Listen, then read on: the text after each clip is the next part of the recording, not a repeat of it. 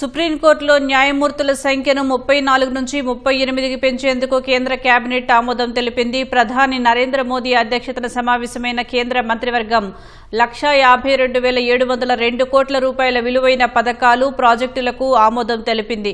దేశంలో మరో 2 semi conductor ప్లాంట్ల ఏర్పాటుకు పచ్చజెండా ఊపింది.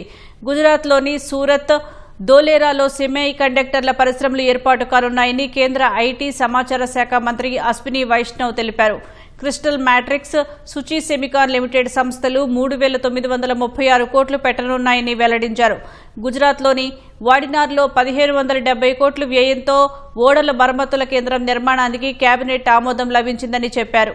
పశ్చిమాసియా యుద్ధంతో సమస్యలు ఎదుర్కొంటున్న దేశీయ విమానయాన సంస్థలు, ఎంఎస్ఎంఈలకు ఎమర్జెన్సీ క్రెడిట్ లైన్ గ్యారంటీ పథకం కింద 18,100 కోట్లు మంజూరు చేస్తామని కేంద్ర మంత్రి వివరించారు.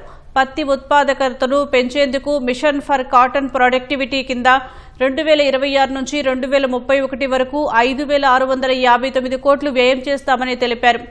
గుంతకల్, వాడి మధ్య 3, 4 రైల్వే లైన్ల నిర్మాణానికి 4,758 కోట్లు మంజూరుకు కేబినెట్ ఆమోదం తెలిపిందని అశ్విని వైష్ణవ్ తెలిపారు.